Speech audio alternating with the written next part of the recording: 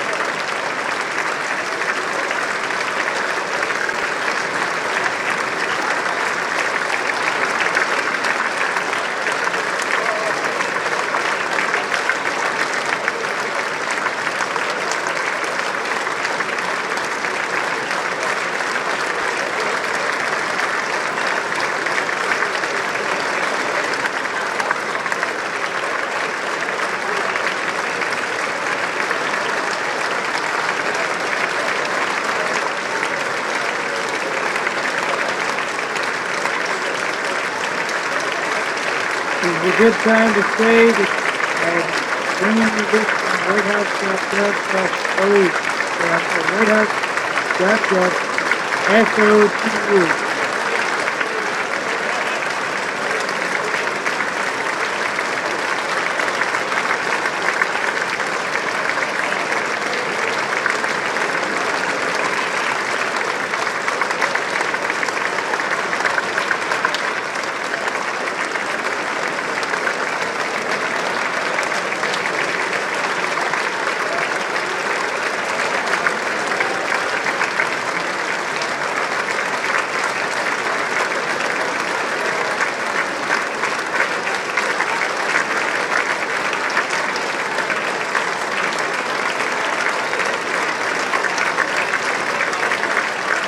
Since this is a recording of what I hope to be the entire State of the Union speech, this is covered as source of education, everything else under the United States copyright laws, USC 116 and others.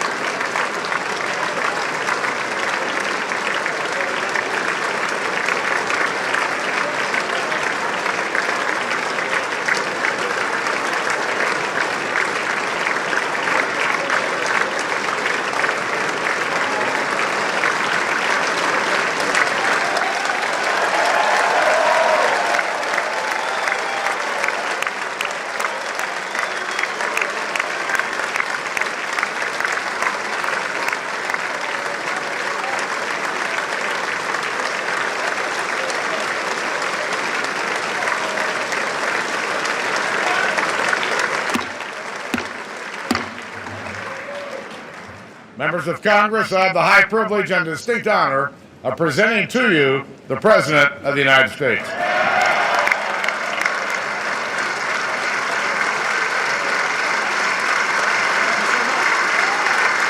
It is now 9:10 p.m. on my side Eastern Standard Time. Thank you. Oh, we started at 9:11 p.m. Eastern Standard Time. I want that noted. We started this at 9:11 p.m. Mr. Speaker, Mr. Vice President, members of Congress, my fellow Americans. We are 15 years into this new century. 15 years that dawned with terror touching our shores, that unfolded with a new generation fighting two long and costly wars, that saw a vicious recession spread across our nation and the world. It has been and still is a hard time for many. But tonight, we turn the page. Tonight, after a breakthrough year for America, our economy is growing and creating jobs at the fastest pace since 1999.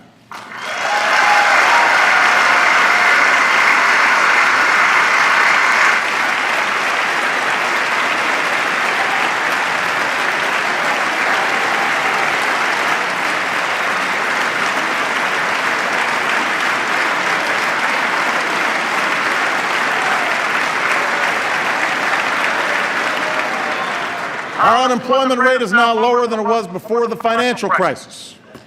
More of our kids are graduating than ever before. More of our people are insured than ever before.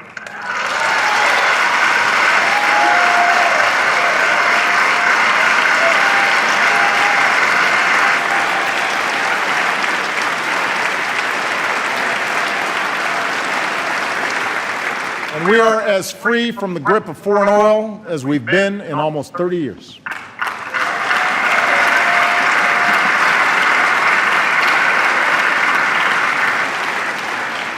Tonight, for the first time since 9/11, our combat mission in Afghanistan is over.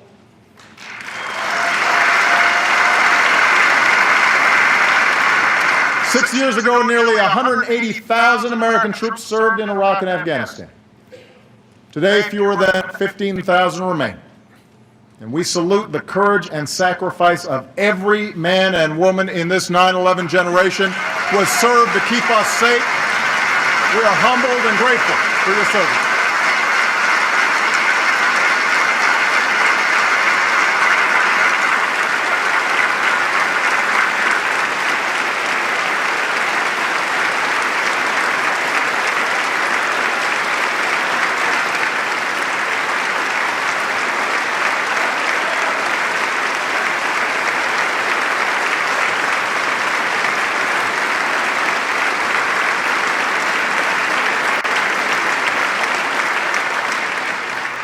America, for all that we have endured, for all the grit and hard work required to come back, for all the tasks that lie ahead, know this: the shadow of crisis has passed, and the state of the Union is strong.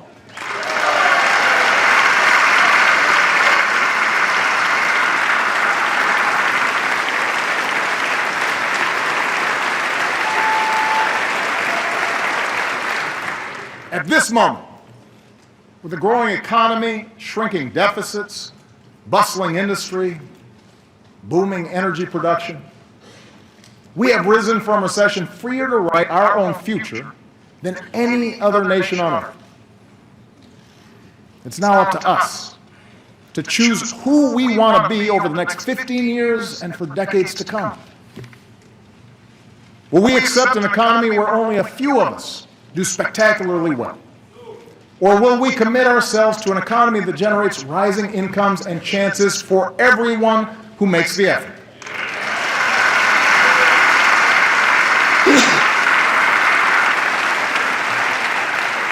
Will we approach the world fearful and reactive, dragged into costly conflicts that strain our military and set back our standing?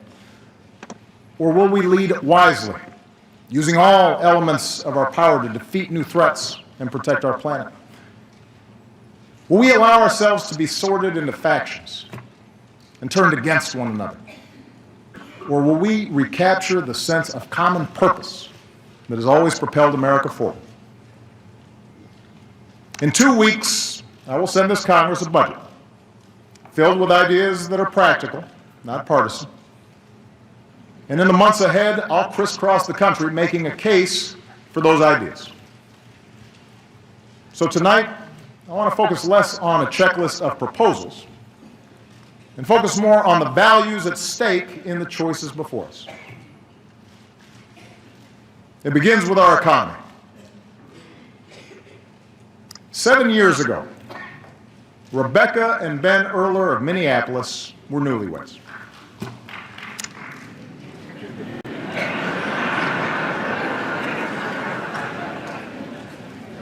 She waited tables, he worked construction. Their first child, Jack, was on the way. They were young and in love in America. And it doesn't get much better than that. If only we had known, Rebecca wrote to me last spring, what was about to happen to the housing and construction market. As the crisis worsened, Ben's business dried up. So he took what jobs he could find, even if they kept him on the road for long stretches of time. Rebecca took out student loans and enrolled in community college and retrained for a new career. They sacrificed for each other. And slowly it paid off. They bought their first home. They had a second son, Henry. Rebecca got a better job and then a raise. Ben's back in construction and home for dinner every night. It is amazing, Rebecca wrote, what you can bounce back from when you have to. We are a strong, tight-knit family who has made it through some very, very hard times. We are a strong, tight-knit family who has made it through some very, very hard times. America, Rebecca and Ben's story is our story. They represent the millions who've worked hard and scrimped and sacrificed and retooled. You are the reason that I ran for this office. You are the people I was thinking of 6 years ago today, in the darkest months of the crisis, when I stood on the steps of this Capitol and promised we would rebuild our economy on a new foundation. And it has been your resilience, your effort, that has made it possible for our country to emerge stronger. We believed we could reverse the tide of outsourcing and draw new jobs to our shores. And over the past 5 years, our businesses have created more than 11 million new jobs.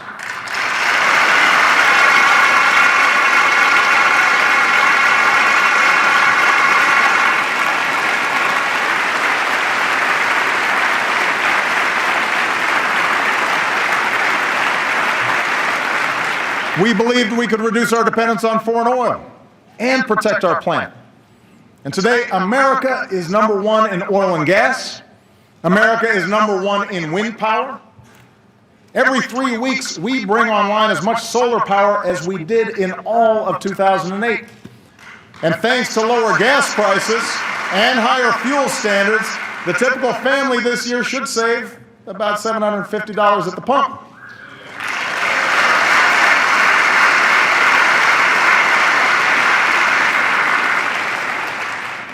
We believed we could prepare our kids for a more competitive world.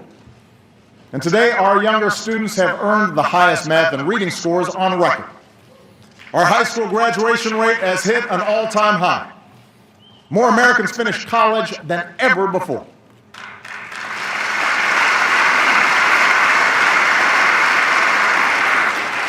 We believe that sensible regulations could prevent another crisis, shield families from ruin, and encourage fair competition.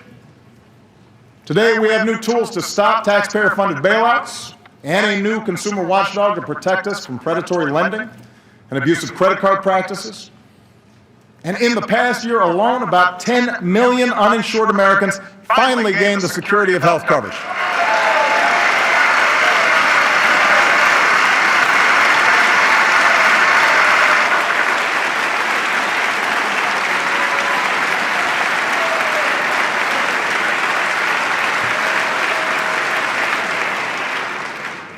At every step, we were told our goals were misguided or too ambitious, that we would crush jobs and explode deficits. Instead, we've seen the fastest economic growth in over a decade, our deficits cut by 2/3, a stock market that has doubled, and healthcare inflation at its lowest rate in 50 years.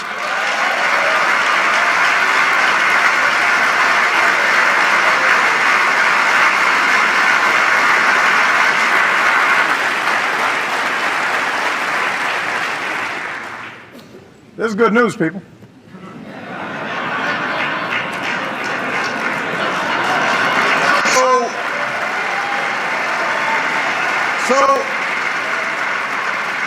So the verdict is clear. Middle-class economics works. Expanding opportunity works. And these policies will continue to work as long as politics don't get in the way. We can't slow down businesses or put our economy at risk with government shutdowns or fiscal showdowns. We can't put the security of families at risk by taking away their health insurance or unraveling the new rules on Wall Street or refighting past battles on immigration when we've got to fix a broken system. And if a bill comes to my desk that tries to do any of these things, I will veto it. It will have earned my veto.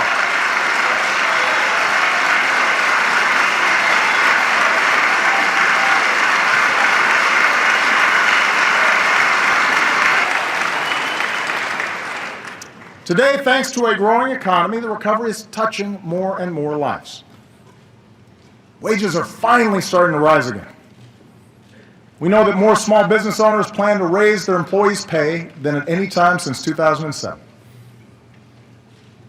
But here's the thing. Those of us here tonight, we need to set our sights higher than just making sure government doesn't screw things up. The government doesn't halt the progress we're making. We need to do more than just do no harm. Tonight, together, let's do more to restore the link between hard work and growing opportunity for every American.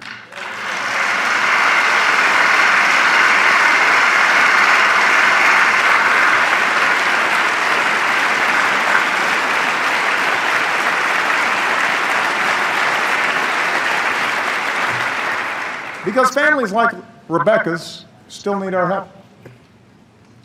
She and Ben are working as hard as ever, but they've had to forego vacations and a new car so that they can pay off student loans and save for retirement. Friday night pizza, that's a big splurge. Basic child care for Jack and Henry costs more than their mortgage and almost as much as a year at the University of Minnesota. like millions of hardworking Americans. Rebecca isn't asking for a handout, but she is asking that we look for more ways to help families get ahead. And in fact, at every moment of economic change throughout our history, this country has taken bold action to adapt to new circumstances and to make sure everyone gets a fair shot. We set up worker protections, Social Security, Medicare, Medicaid, to protect ourselves from the harshest adversity. We gave our citizens schools and colleges, infrastructure, and the internet, tools they needed to go as far as their efforts and their dreams will take them. That's what middle-class economics is. The idea that this country does best when everyone gets their fair shot. Everyone does their fair share. Everyone plays by the same set of rules.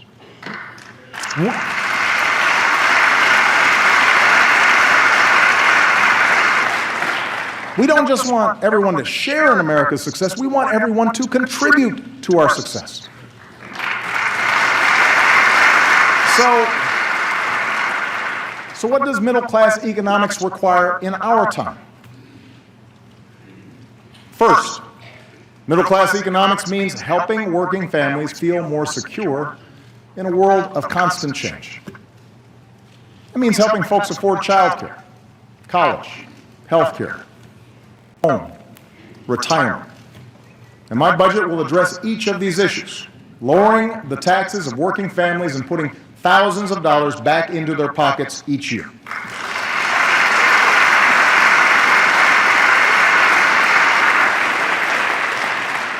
Here's one example. During World War II, when men like my grandfather went off to war, having women like my grandmother in the workforce was a national security priority. So this country provided universal child care. In today's economy, when having both parents in the workforce is an economic necessity for many families, we need affordable, high-quality child care more than ever.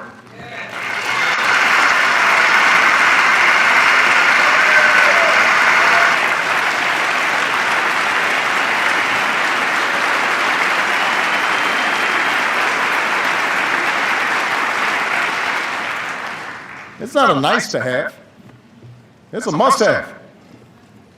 So it's time we stop treating childcare as a side issue or as a women's issue and treat it like the national economic priority that it is for all of us.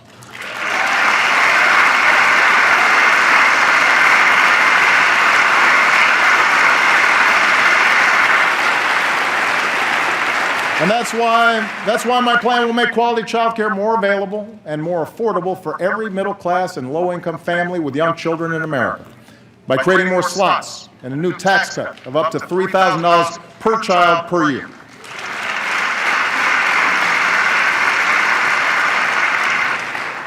Here's another example. Today, we are the only advanced country on earth that doesn't guarantee paid sick leave or paid maternity leave to our workers. 43 million workers have no paid sick leave. 43 million. Think about that. And that forces too many parents to make the gut-wrenching choice between a paycheck and a sick kid at home. So I'll be taking new action to help states adopt paid leave laws of their own.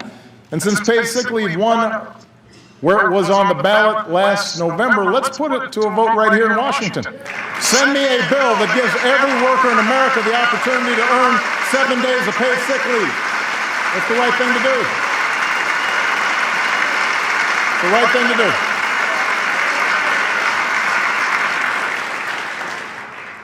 Of course, nothing helps families make ends meet like higher wages. That's why this Congress still needs to pass a law that makes sure a woman is paid the same as a man for doing the same work.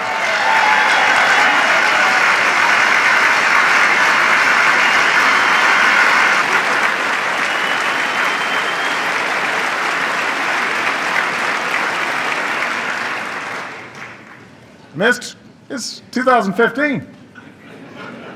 It's time. We still need to make sure employees get the overtime they've earned. And everyone in this Congress who still refuses to raise the minimum wage, I say this: if you truly believe you could work full-time and support a family on less than $15,000 a year, try it. If not, vote to give millions of the hardest working people in America a raise.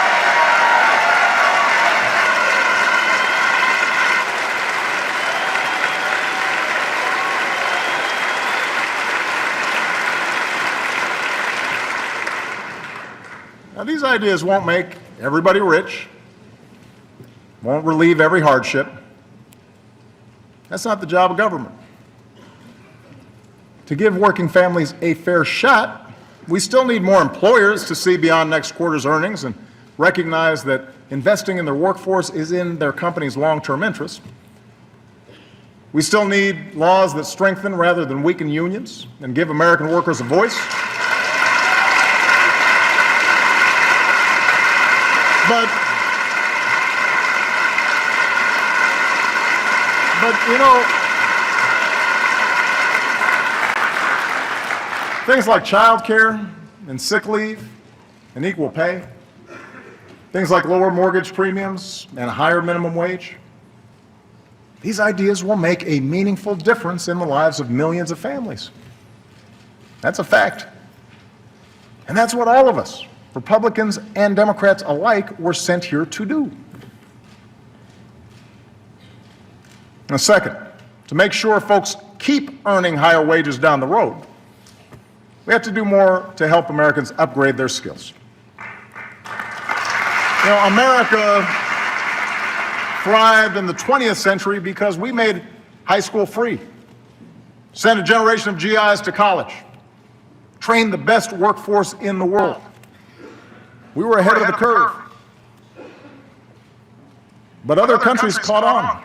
And in a 21st century economy that rewards knowledge like never before, we need to up our game. We need to do more. By the end of this decade, 2 in 3 job openings will require some higher education.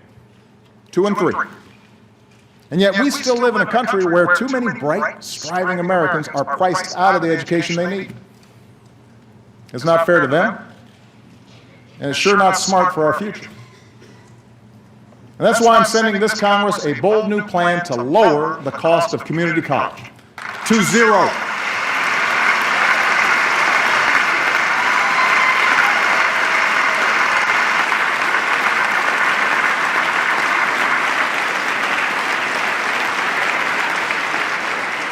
Keep in mind, 40% of our college students choose community college.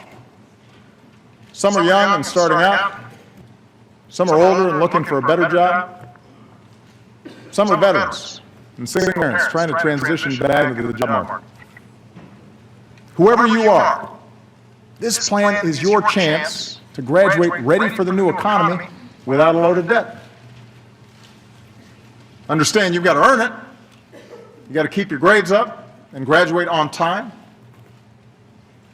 Tennessee, a state with Republican leadership, and Chicago, a city with Democratic leadership, are showing that free community college is possible. I want to spread that idea all across America so that 2 years of college becomes as free and universal in America as high school is today.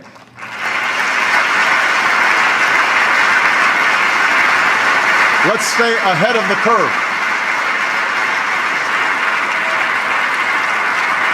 And I want to work with this Congress to make sure those already burdened with student loans can reduce their monthly payments so that student debt doesn't derail anyone's dreams.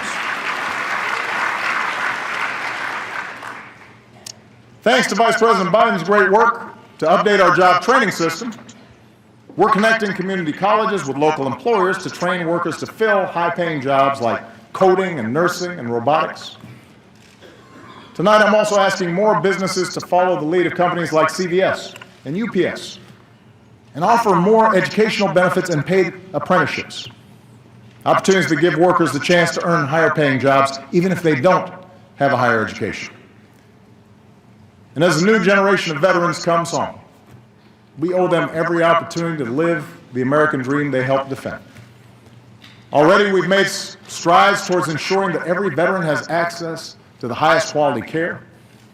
We're slashing the backlog that had too many veterans waiting years to get the benefits they need. And we're making it easier for vets to translate their training and experience into civilian jobs. And joining forces, the national campaign launched by Michelle and Jill Biden. Thank you, Michelle. Thank you, Jill. Has helped nearly 700,000 veterans and military spouses get a new job.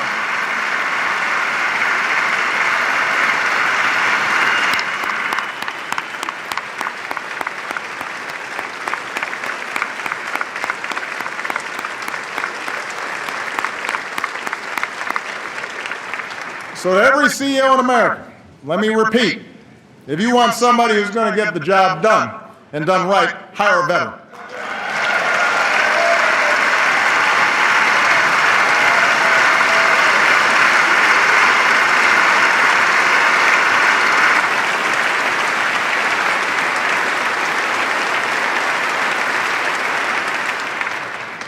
Finally, as we better train our workers, we need the new economy to keep churning out high-wage jobs for our workers to fill. Since 2010, America has put more people back to work than Europe, Japan, and all advanced economies combined.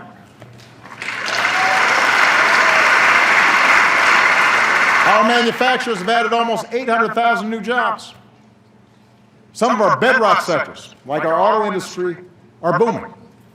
But there are also millions of Americans who work in jobs that didn't even exist 10 or 20 years ago. Jobs at companies like Google and eBay and Tesla. So no one knows for certain which industries will generate the jobs of the future. But we do know we want them here in Google America. existed, Tesla existed. You know that. They were less known.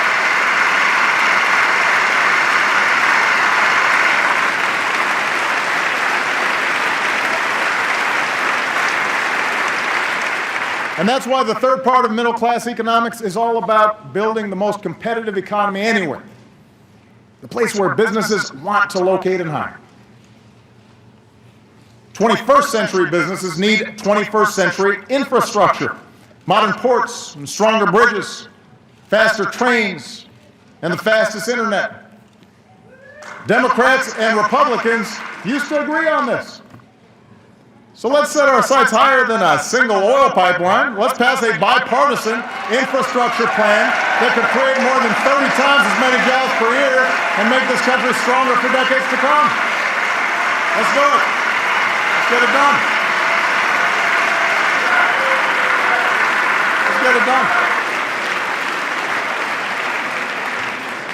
21st century businesses, including small businesses, need to sell more American products overseas. Today, our businesses export more than ever, and exporters tend to pay their workers higher wages. But as we speak, China wants to write the rules for the world's fastest growing region. That would put our workers and our businesses at a disadvantage. Why would we let that happen? We should write those rules. We should level the playing field. That's why I'm asking both parties to give me trade promotion authority to protect American workers with strong new trade deals from Asia to Europe that aren't just free, but are also fair. It's the right thing to do.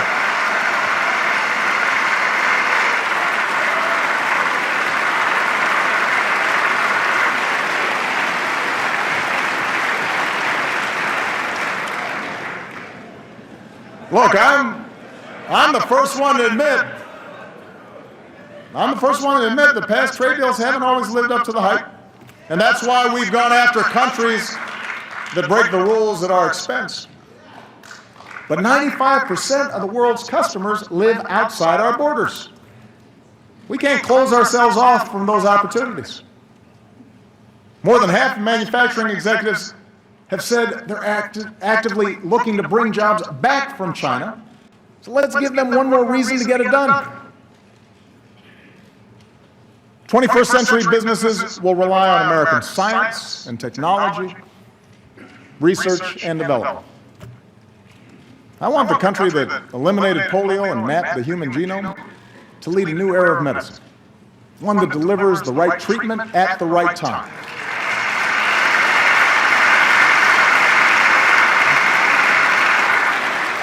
In some patients with cystic fibrosis, this approach has reversed a disease once thought unstoppable. So tonight I'm launching a new precision medicine initiative to bring us closer to curing diseases like cancer and diabetes, and to give all of us access to the personalized information we need to keep ourselves and our families healthier. We can do this.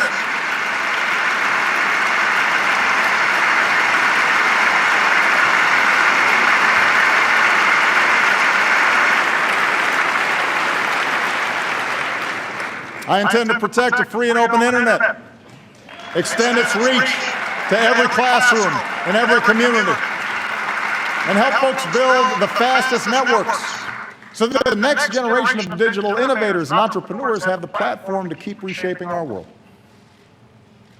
I want Americans to win the race for the kinds of discoveries that unleash new jobs, converting sunlight into liquid fuel, creating revolutionary prosthetics so that a veteran who gave his arms for his country can play catch with his kids again.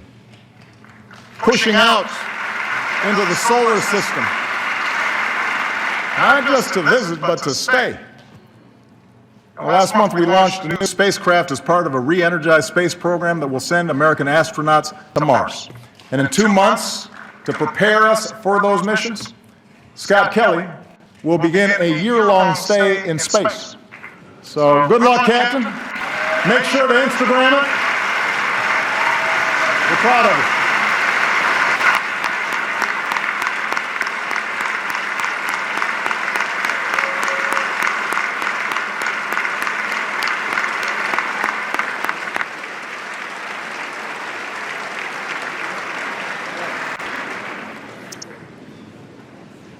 Now, the truth is, when it comes to issues like infrastructure and basic research, I know there's bipartisan support in this chamber. Members of both parties have told me so. Where we too often run onto the rocks is how to pay for these investments. As Americans, we don't mind paying our fair share of taxes as long as everybody else does too. But for far too long, lobbyists have rigged the tax code with loopholes that let some corporations pay nothing while others pay full freight. They've riddled it with giveaways that the super rich don't need, while denying a break to middle-class families who do. This year we have an opportunity to change that.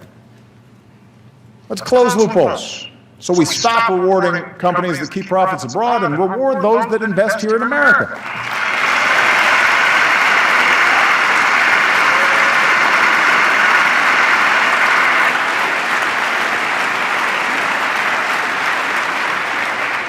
Let's use those savings to rebuild our infrastructure and to make it more attractive for companies to bring jobs home. Let's simplify the system and let a small business owner file based on her actual bank statement instead of the number of accountants she can afford.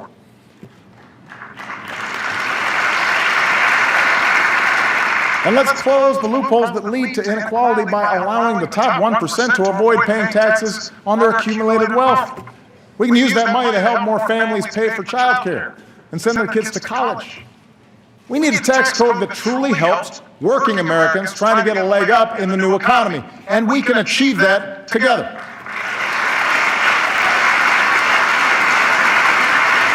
We can achieve it together.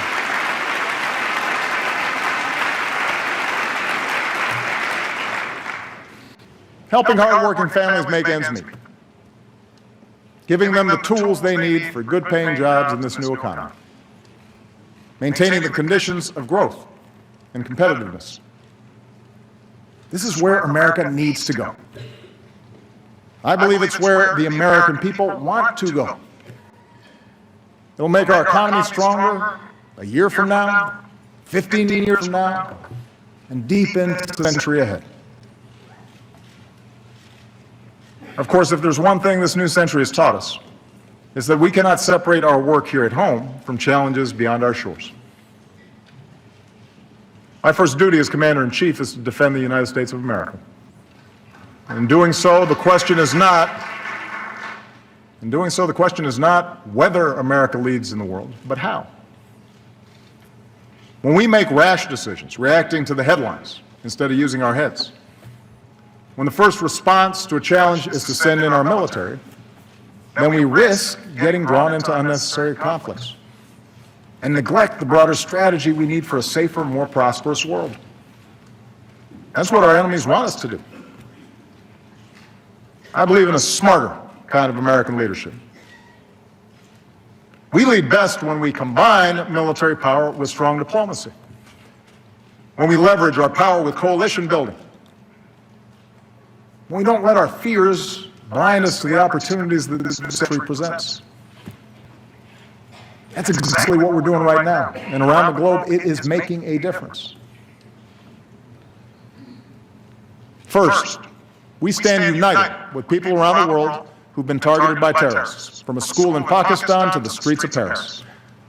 We will continue to hunt down terrorists and dismantle their networks, and we reserve the right to act unilaterally, as we have done relentlessly since I took office, to take out terrorists who pose a direct threat to us and our allies.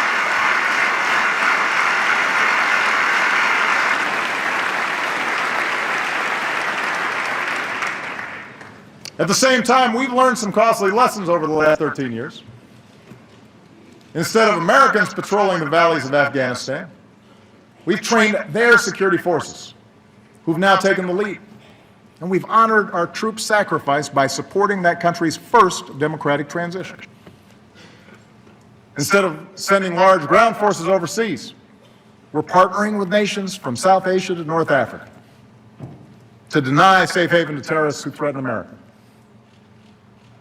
In Iraq and Syria, American leadership, including our military power, is stopping ISIL's advance. Instead of getting dragged into another ground war in the Middle East, we are leading a broad coalition, including Arab nations, to degrade and ultimately destroy this terrorist group. We're also supporting a moderate opposition in Syria that can help us in this effort, and assisting people everywhere who stand up to the bankrupt ideology of violent extremism. Now, this effort will take time. It will require focus. But we will succeed. And tonight, I call on this Congress to show the world that we are united in this mission by passing a resolution to authorize the use of force against ISIL. We need that authority. Second, we're demonstrating the power of American strength and diplomacy. We're upholding the principle that bigger nations can't bully the small by opposing Russian aggression and supporting Ukraine's democracy and reassuring our NATO allies.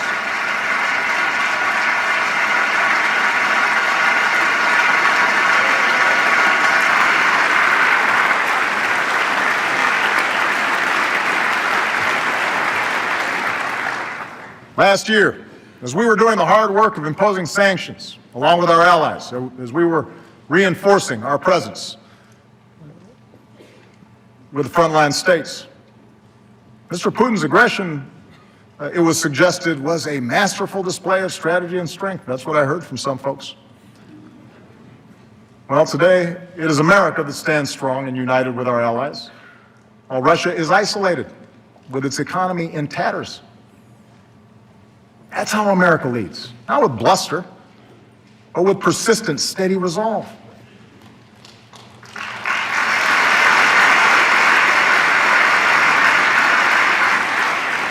You know, in Cuba, we are ending a policy that was long past its expiration date.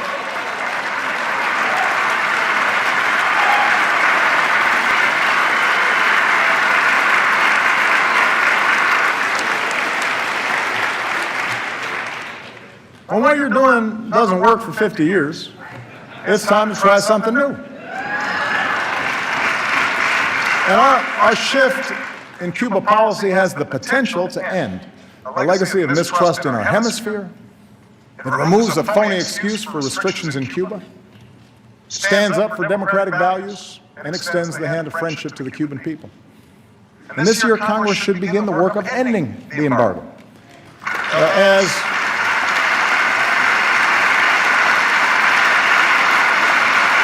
As His Holiness Pope Francis has said, Diplomacy is the work of small steps. These small steps have added up to new hope for the future in Cuba. And after years in prison, we are overjoyed that Alan Gross is back where he belongs. Welcome home, Alan. We're glad you're here.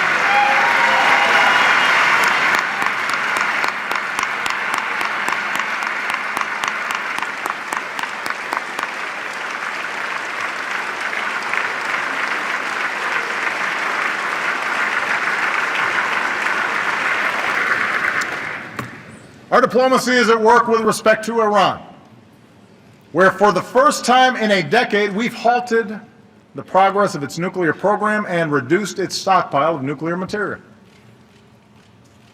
Between now and this spring, we have a chance to negotiate a comprehensive agreement that prevents a nuclear-armed Iran, secures America and our allies, including Israel, while avoiding yet another Middle East conflict. There are no guarantees that negotiations will succeed. And I keep all options on the table to prevent a nuclear Iran.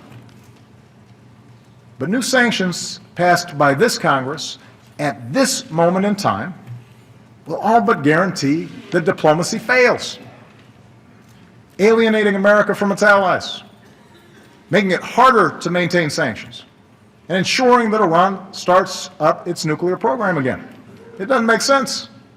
And that's why I will veto any new sanctions bill that threatens to undo this progress.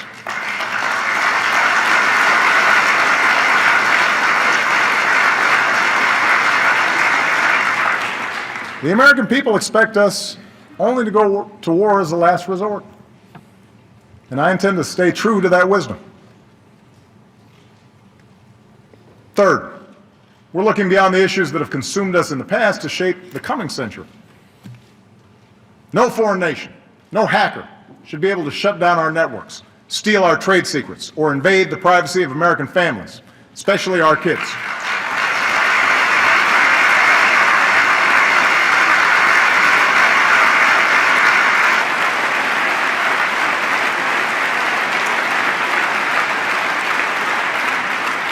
So we're making sure our government integrates intelligence to combat cyber threats just as we have done to combat terrorism.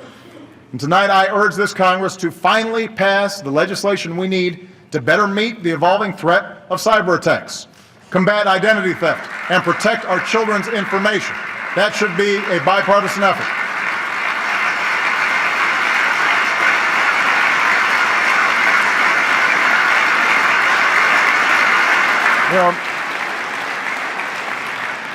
If we don't act, we'll leave our nation and our economy vulnerable.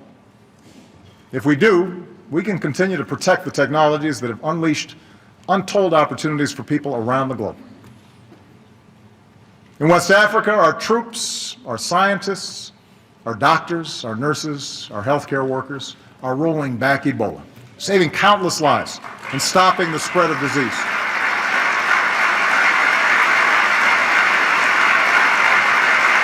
I could not be prouder of them. And I thank this Congress for your bipartisan support of their efforts. But the job is not yet done. And the world needs to use this lesson to build a more effective global effort to prevent the spread of future pandemics, invest in smart development, and eradicate extreme poverty. In the Asia Pacific, we are modernizing alliances while making sure that other nations play by the rules in how they trade, how they resolve maritime disputes, how they participate in meeting common international challenges like nonproliferation and disaster relief. And no challenge poses a greater threat to future generations than climate change.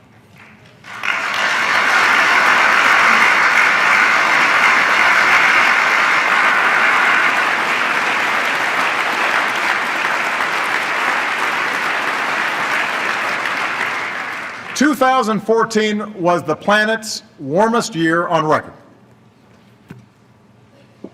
Now, one year doesn't make a trend, but this does.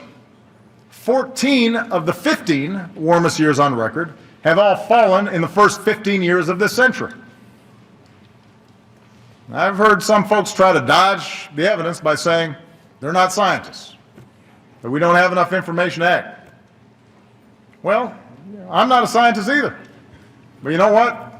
I know a lot of really good scientists at NASA and at NOAA and at our major universities. And the best scientists in the world are all telling us that our activities are changing the climate. And if we don't act forcefully, we'll continue to see rising oceans, longer, hotter heat waves, dangerous droughts and floods, and massive disruptions that can trigger greater migration and conflict and hunger around the globe. The Pentagon says that climate change poses immediate risks to our national security. We should act like it. And that's why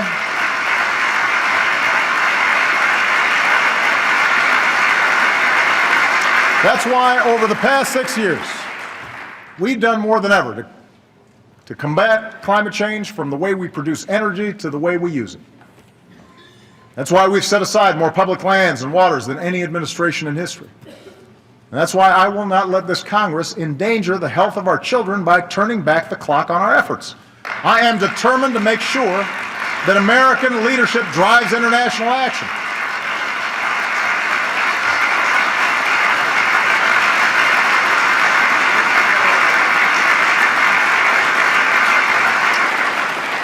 In Beijing, we made a historic announcement.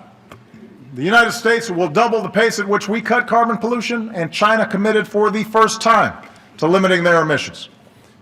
And because the world's two largest economies came together, other nations are now stepping up and offering hope that this year the world will finally reach an agreement to protect the one planet we've got.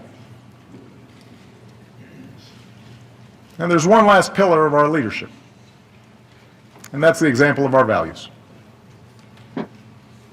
As Americans, we respect human dignity even when we're threatened, which is why I have prohibited torture and worked to make sure our use of new technology like drones is properly constrained.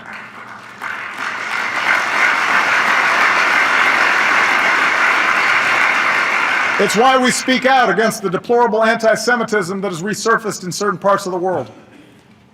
It's why we continue to reject offensive stereotypes of Muslims, the vast majority of whom share our commitment to peace. That's why we defend free speech and advocate for political prisoners and condemn the persecution of women or religious minorities or people who are lesbian, gay, bisexual, or transgender. We do these things not only because they are the right thing to do, but because ultimately they will make us safer.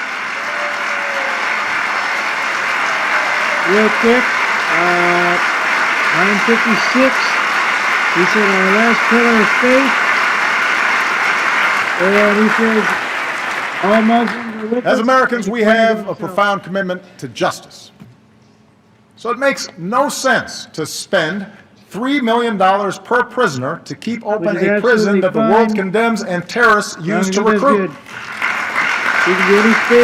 Since I've been president, we've worked responsibly to cut the population of Gitmo in half.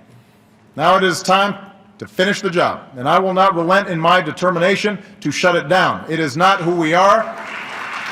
It's time to close Gitmo.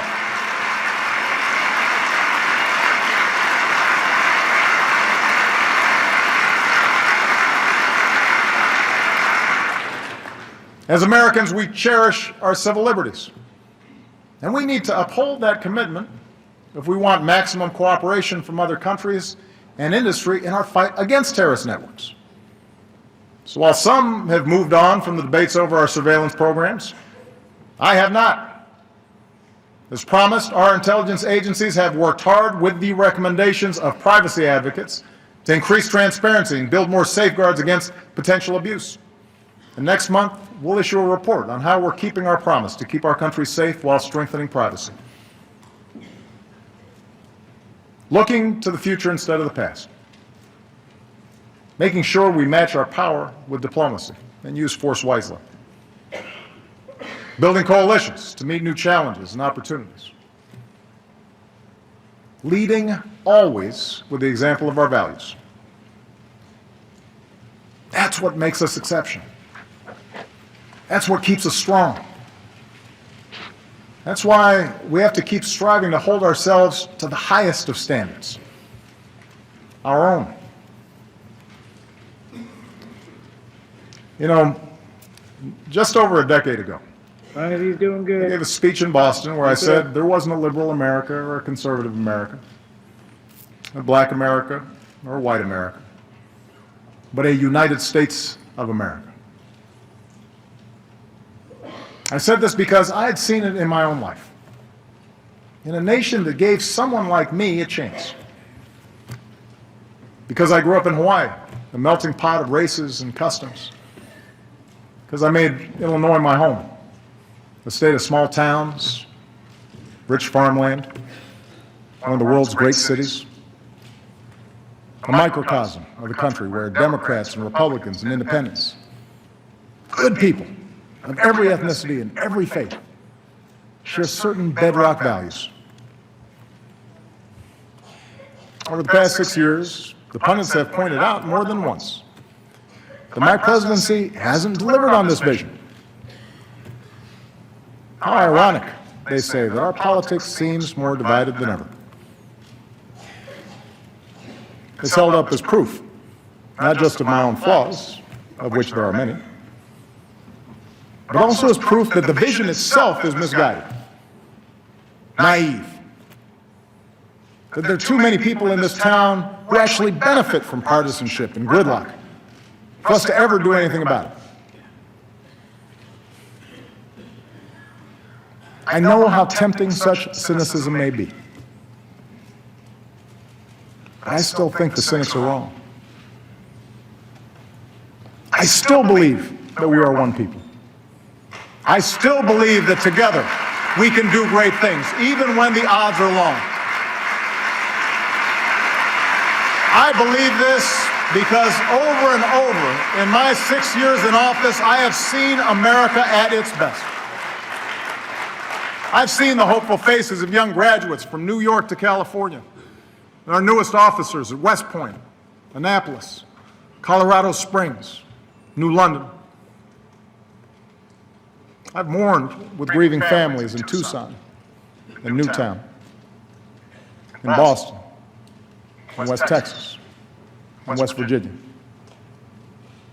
I've watched Americans beat back adversity from the Gulf Coast to the Great Plains, from Midwest assembly lines to the Mid-Atlantic seaboard.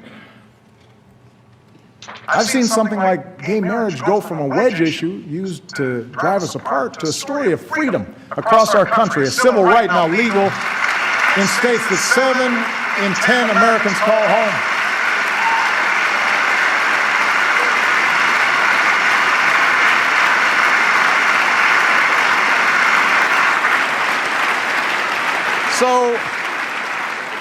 So I know the good and optimistic and big-hearted generosity of the American people, who every day live the idea that we are our brother's keeper and our sister's keeper.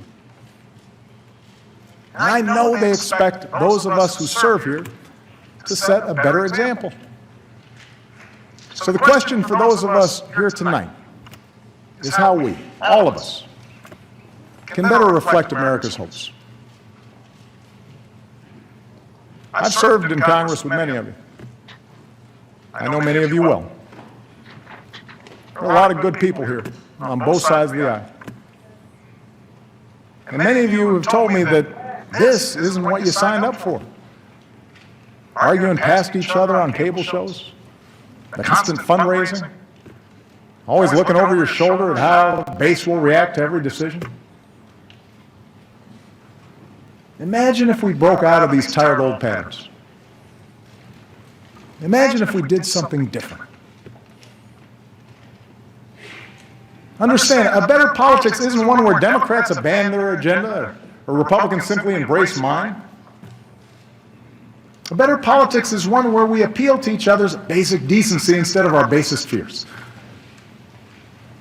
A better politics is one where we debate without demonizing each other, where we talk issues and values and principles and facts rather than gotcha moments or trivial gaffes or fake controversies that have nothing to do with people's daily lives.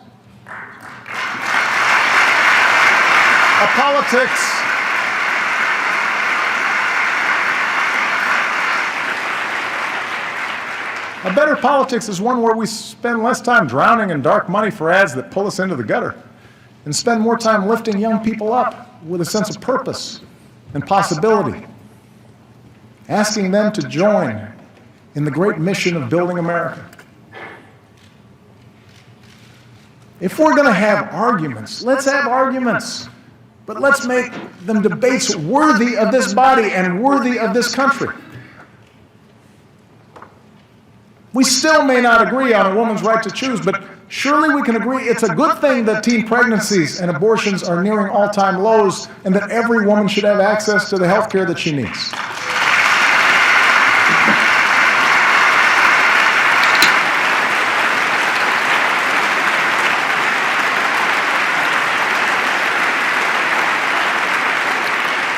Yes, passions still fly on immigration, but surely we can all see something of ourselves in the striving young student and agree that no one benefits when a hardworking mom is snatched from her child, and that it's possible to shape a law that upholds our tradition as a nation of laws and a nation of immigrants. I've talked to Republicans and Democrats about that. It's something that we can share. We may go at it in campaign season, but surely we can agree that the right to vote is sacred, that it's being denied to too many, and that on this 50th anniversary of the Great March from Selma to Montgomery and the passage of the Voting Rights Act, we can come together, Democrats and Republicans, to make voting easier for every single person.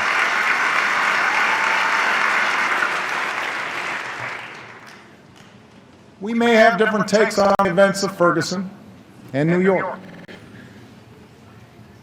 but surely we can understand a father who fears his son can't walk home without being harassed. And surely we can understand the wife who won't rest until the police officer she married walks through the front door at the end of his shift.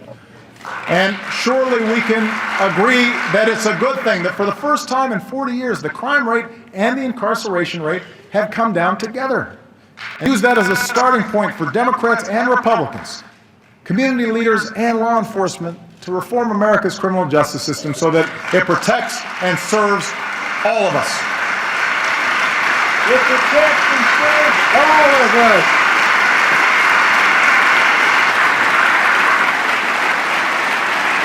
Everyone.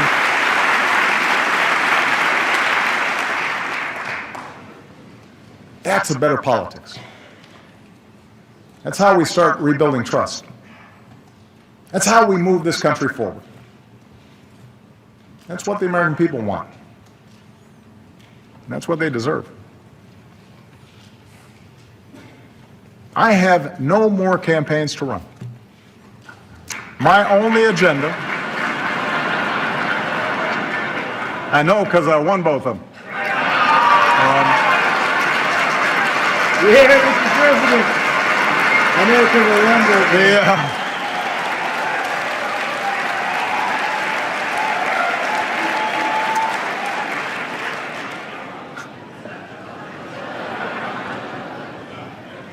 My only agenda for the next 2 years is the same as the one I've had since the day I swore an oath on the steps of this Capitol.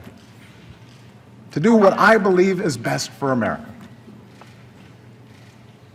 If you share the broad vision I outlined tonight, I ask you to join me in the work at hand.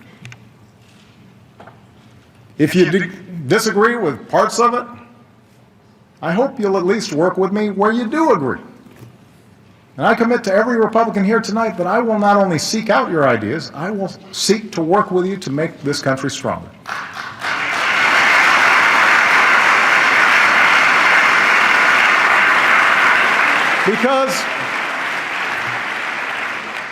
Because I want this chamber, I want this city to reflect the truth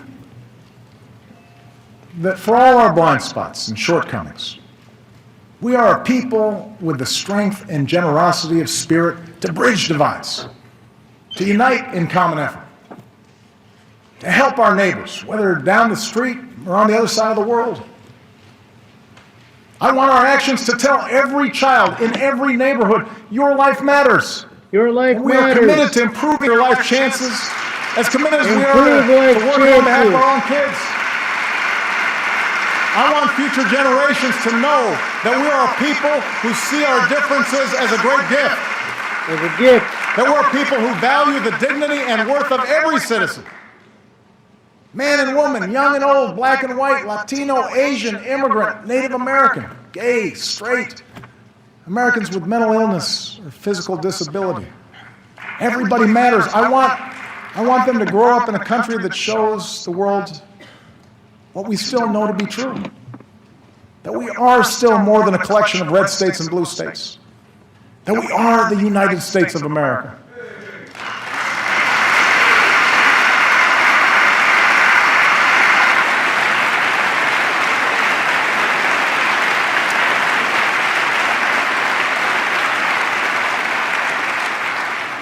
I want them to grow up in a country where a young mom can sit down and write a letter to her president with a story that sums up these past 6 years. It's amazing what you can bounce back from when you have to. We are a strong, tight-knit family who's made it through some very, very hard times. My fellow Americans, we too are a strong, tight-knit family. We too have made it through some hard times. 15 years into this new century, we have picked ourselves up, dusted ourselves off, and begun again the work of remaking America. We have laid a new foundation. A brighter future is ours to write. Let's begin this new chapter together. And let's start the work right now. Thank you. God bless you. God bless this country we love. Thank you. God bless you, Mr. President, in the United States and the Republic for which it stands. Amen.